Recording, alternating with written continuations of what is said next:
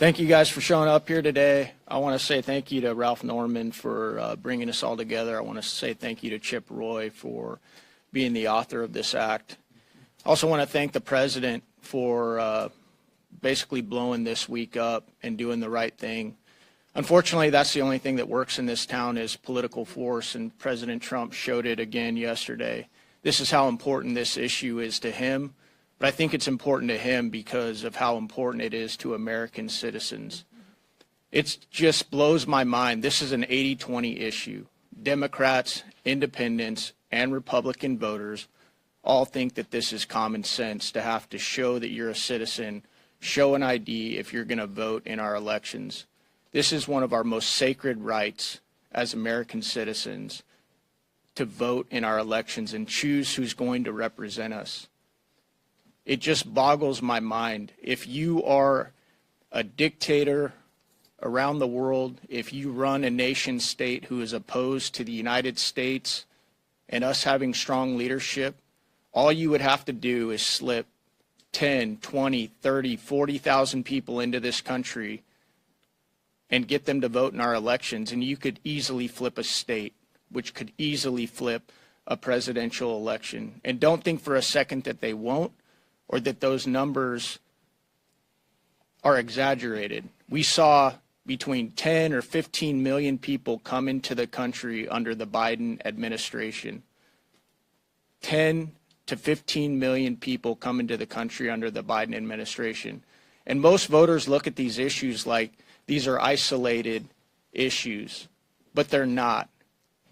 This is all about one word and one word only, and it always has been and it always will be, and that is power. That is why Democrat elected officials here in Washington, D.C. are trying to oppose this, even though many of their own voters support it. And like I said, it's an 80-20 issue.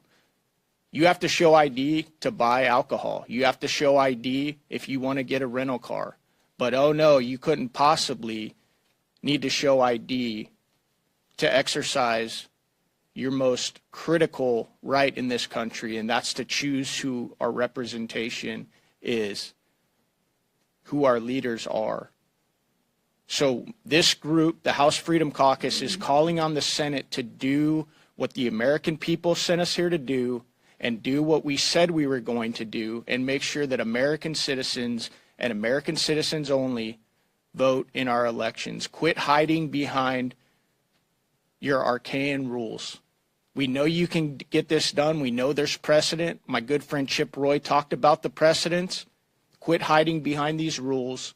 Stay in Washington and do the work that the American people sent us here to do.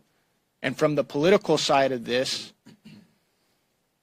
why would the American people send us back as Republicans if we can't even execute the most basic, common sense legislation in protecting our American voting system?